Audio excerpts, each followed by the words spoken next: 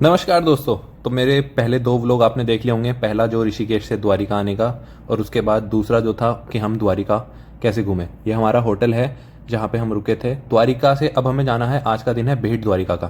भेंट द्वारिका जाने के लिए आप गाड़ी कर सकते हैं, ऑटो कर सकते हैं, पर हमने स्कूटी ली है। दो लोग थे तो हमने सोचा और भी एक्स्ट्रा जगह घूम लेंगे। अब इसके बाद आपको मम्मी बताएगी कि हमने स्कूटी लिया और कहाँ जाएंगे। अब हम द्वारका जी से भेंट द्वारिका द्वारका के लिए भेंट द्वारका के लिए निकलते हैं और आपको नए नए नज़ारे जो भी वहाँ के हैं भगवान जी के वो सब दिखाते हैं भक्ति भाव के। तो अब हम चलते हैं यहाँ से तो भेंट चलिए द्वारिका। अब हम चलते हैं। ये तेल डलवा लिया है, गाड़ी हो गई रेडी। पहले जो भेंट द्वारिका जाते थे उसके लिए ये जो नाव है इनसे जाते थे। वो सामने समुद्र है। पहले नाव से ही था ना, जब तक ये पुल नहीं बना है। अब ये रोड बन चुकी है, आगे चल के पुल भी है, तो अब सब लोग इससे जाते हैं। पर आप नाव देख सकते हैं कितनी सारी हैं। नाव ऐसे ही बड़ी। इस साइड भी हैं और दूसरी तरफ भी है, उधर की तरफ भी। तो चलो अभी रास्ते में आगे बढ़ते हैं, बाकी देखते हैं आगे का। आगे आपको बताते रहेंगे। मौसम वैसे अच्छा है, आप हवा वगैरह देख सकते हो। मौसम, ये भेंट द्वारिका का पुल है। पहले जब ये पुल नहीं था तो लोग नाव से जाते थे। अब ये जो नाव है ये इस तरीके से लगी हुई है।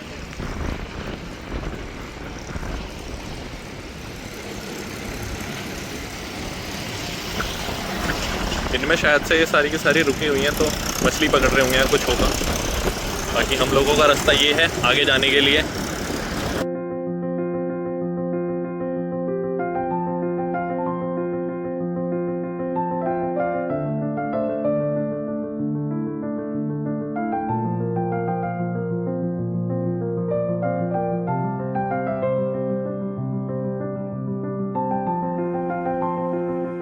हम लोग भेंट द्वारिका पहुंच चुके हैं। तो ये बाहर से ऐसा दिखता है। अब हमें फ़ोन और सब कुछ जमा करने के बाद फिर जाना है, लेकिन उससे पहले प्रसाद ले लेते हैं यहाँ के लिए। यहाँ पे जाने के लिए आपको ये अनारदाना और साथ में ये लोग चावल देते हैं, क्योंकि सुदामा जी चावल लेके आए थे। वो मैं आपको बताऊँगा अभी क्या है। ये यहाँ पे आपको शॉप्स हैं जो कि आपको हर जगह दिखेंगी, पूरे ही उसमें दिखेंगी। आप कहीं भी धार्मिक जगह पे जाएंगे खरीदने का सामान जो जो है, लेकिन यहाँ पे आपको कान्हा जी मिलेंगे नीले रंग के, जिनके बाल बने हुए हैं, बाकी सब चीज़ें। तो अब इसके आगे का हम आपको बताते हैं आने के बाद मंदिर से। के अंदर से हम होके आ चुके हैं। अंदर फ़ोन ले जाना अलाउ नहीं है, तो यहीं पे एक काउंटर है जिसमें रखा था फ़ोन वगैरह। जूते आगे रखे हैं। अभी आपको दिखाते हैं आगे सोने की द्वारका है, और एक हनुमान जी का मंदिर है जो 5 किलोमीटर दूर है यहाँ से, वो आपको इसके बाद दिखाऊंगा। अभी के लिए सोने की द्वारका चलते हैं।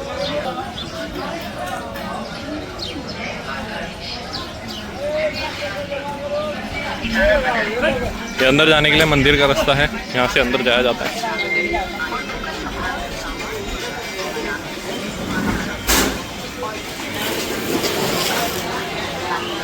यहाँ तक आप चप्पल से भी आ सकते हैं, फ़ोन वगैरह लेके अंदर भी रख सकते हैं। अंदर लॉकर रूम है, चप्पल सामने की तरफ है जहाँ पे आप रख सकते हैं।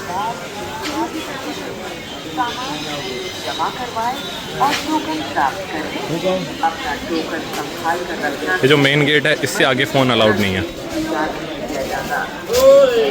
मंदिर जाने का रास्ता है, यहाँ से हम आए थे ये मंदिर जाने का। अब हम नीचे की तरफ जा रहे हैं, देखते हैं नीचे की तरफ क्या है।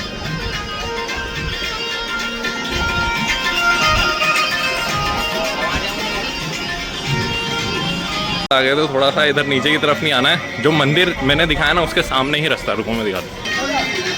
ऊपर आना है,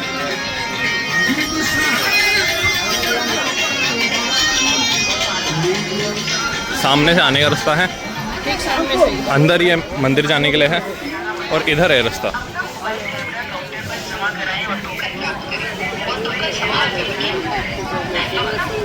यहाँ पे ना आपको हर थोड़ी दूर पे छाछ वाले मिल जाएंगे। दही मट्ठा छाछ। ये हम पहुंच चुके हैं सोने की द्वारिका, बिल्कुल जहाँ जो भेंट द्वारिका है बिल्कुल उसके सामने है। अब आप देखिए किस तरीके से है सोने की द्वारिका पावन धाम।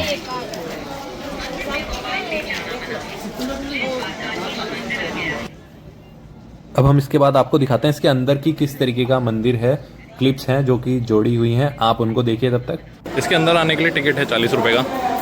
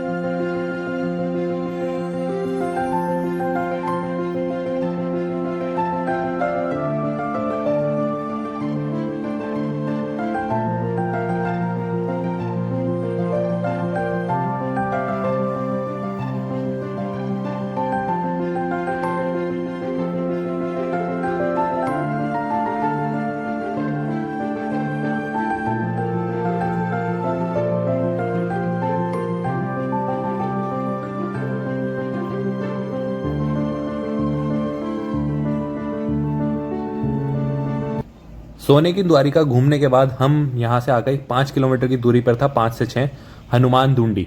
ये एक भारत में एकमात्र सिर्फ एक यही मंदिर है जहाँ पे जो हनुमान जी का पुत्र है मकरध्वज और जो हनुमान जी हैं उनका मंदिर है। अंदर जाने के लिए हमने आरती तो नहीं मतलब प्लेट थाली ली है प्रसाद की, उसमें नारियल वगैरह है, तेल है। आज मंगलवार है तो हमने तेल ले लिया था कि चढ़ावा चढ़ जाएगा आज मंगलवार के दिन।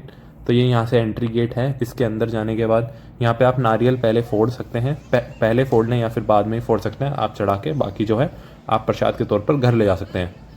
तो अंदर से कुछ इस तरीके का दिखता है ये मंदिर। मैं आपको भी अंदर जो मूर्त है हनुमान जी की और उनका जो पुत्र मकरध्वज उनकी अभी आपको फ़ोटो कह रहा हूँ मूर्त दिखाऊंगा इसके बाद। तो आप देखिए उस मूर्त को थोड़ी सी देर, अगर आपको रोकनी होगी तो आप रोक भी सकते हैं, वीडियो आपके ऊपर है।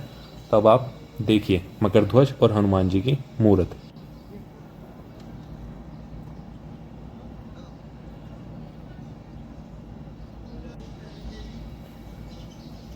तो मूर्ति देखने के बाद हम थोड़ी देर यहाँ पे बैठे, आप आएंगे तो आप भी बैठिएगा। तो पंडित जी का हम यहाँ पे आए द्वारिका में, तो पंडित जी ने हमें ये समझाया कि द्वारिका सब जब है आवे ना हो कोई, सबका है कि द्वारिका चल रहा है पर आता कोई नहीं है। इंसान यहाँ पे तब आता है जब प्रभु खुद चाहता है कि अब आओ भाई मुझसे मिलने आओ, मैं तुमसे मिलने के लिए तरस रहा हूँ, अब आ जाओ मुझसे आगे मिल लो। तो शायद से हमारा भी यही कुछ समय था जब हम यहाँ पे आए। कल हमने द्वारिका घूमा, आज हमने भेंट द्वारिका घूमा। जो भेंट है, भेंट द्वारिका का सिर्फ एक ही मतलब कहानी मान्यता ये है कि जब सुदामा जी यहाँ पे आए 3 मुट्ठी चावल लेके, तो उन्होंने जब कान्हा जी को अपने 3 मुट्ठी चावल दिए तो तब से इसका नाम उन्होंने भेंट किया उस चीज़ चावल को, तो इसका नाम पड़ गया भेंट द्वारिका। तो ये चीज़ें थी। भेंट द्वारिका घूमने के बाद हम जहाँ जितनी भी वहाँ पे लोकेशन थी वो जगहें घूमने के बाद अब हम आ चुके हैं गोपी तालाब। गोपी तालाब की हमें 2 कहानियाँ पता चली। पहली ये कि जब कान्हा जी वृंदावन वगैरह ये सब कुछ बरसाना अपना छोड़ के आ चुके थे द्वारिका में रहने के लिए, तो जो वहाँ की गोपियाँ थी वो कान्हा जी से मिलने के लिए आई एक बार, तो उन्होंने यहाँ पे विश्राम किया, यहाँ पे रुकी थी, तो इसके लिए इसका नाम पड़ गया गोपी तालाब। दूसरी ये है कि जब द्वारिका डूबने वाली थी तो उससे पहले जो कान्हा वो अर्जुन था, अर्जुन ने सारी गोपियों को इकट्ठा करके जब ले जाने लगे तो वो जो गोपियाँ थी उन्होंने यहाँ पे जल समाधि ले ली, उसकी वजह से यहाँ का नाम रखा गया गोपी तालाब। दोनों में से कौन सी कहानी सत्य है पता नहीं, आपने जो उनसे सुनी होगी आप हमें बताना। अर्जुन वाली आपने सुनी है या फिर जो कान्हा जी से मिलने आई थी गोपियाँ वो हैं। इसी के साथ साथ यहाँ पे ना चंदन मिलता है, मैं आपको वीडियो में दिखाऊंगा आगे, मतलब कि जो यहाँ की मिट्टी से बनाया हुआ है उसको चंदन बोलते हैं। कहते हैं कि वो चंदन माथे पे लगाना बहुत अच्छी चीज़ है, यहाँ की शुद्ध चीज़, मतलब शुद्ध क्या आपको पवित्र कर देती है वो चीज़, ऐसा कुछ है उस चंदन का। ये जो चंदन आपको दिख रहे हैं यहाँ पे रखे हुए, ये यहीं की मिट्टी से बनते हैं। ये कुछ तालाब है, तालाब आजकल थोड़ा सा सूखा हुआ है, बारिश यहाँ पे कम हुई है। हमें ये भी पता चला कि यहाँ पे बारिश शायद से 1 या 2 बार ही हुई है, अभी तक इतनी ज़्यादा बारिश नहीं हुई है। हमारे यहाँ तो बाढ़ आ रखी है सब कुछ, पर यहाँ पे नहीं हुई है। आप अभी देखिए गोपी तालाब।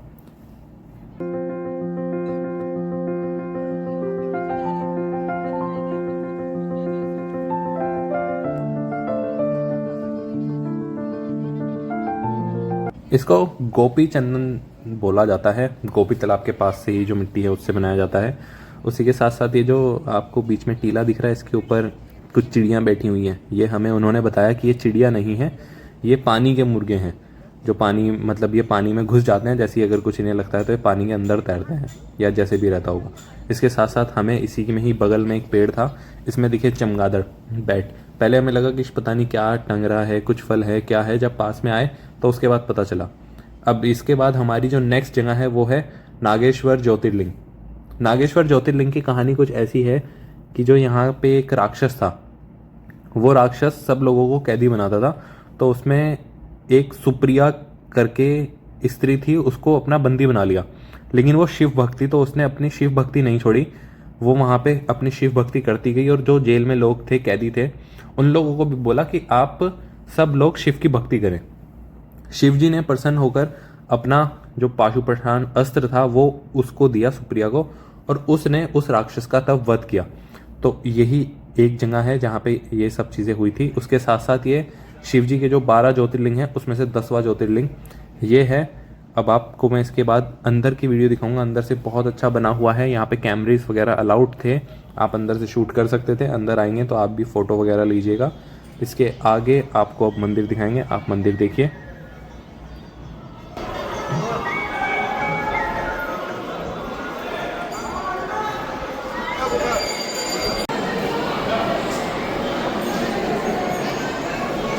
भीड़ यहाँ पे बहुत थी, तो हमसे जितना हो पाया हमने जो वहाँ पे शिवलिंग थी जूम करके जितनी भी वीडियो बन पाई। कभी पंडित जी बीच में आ रहे थे तो हमने टीवी वहाँ पे लगी हुई थी एलईडीज़, उसमें से भी कुछ क्लिप्स बनाई हैं, कुछ क्लिप्स जूम करके बनाई हैं। आप देखिए यहाँ के ज्योतिर्लिंग की वीडियोस।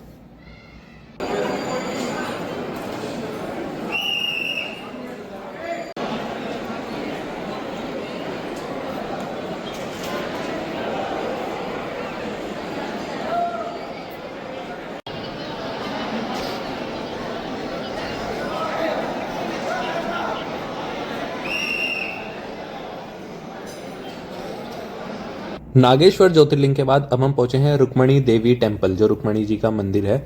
यहाँ पे कहा जाता है कि ऋषि दुर्वासा, कान्हा जी और रुक्मणी जी जब कहीं रास्ते में जा रहे थे तो यहाँ पे रुक्मणी जी को प्यास लगी, तो कान्हा जी ने अपने पैर का अंगूठा जमीन पे मारा और वहाँ से पानी प्रकट हुआ। तो पानी जब रुक्मणी जी पीने लगी तो उन्होंने ऋषि से सबसे पहले नहीं पूछा, तो ऋषि जी ने उन्हें श्राप दिया और उस श्राप से बचने के लिए जो पश्चाताप था वो रुक्मणी जी ने फिर यहाँ पे किया। तो ये वही मंदिर है रुक्मणी जी का। इससे आगे आप छोटी छोटी कुछ क्लिप्स हैं, उन्हें देख के एंजॉय कीजिए। अभी के लिए इतना ही, और एंड में एक आरती है, उसे ज़रूर देख के जाइएगा।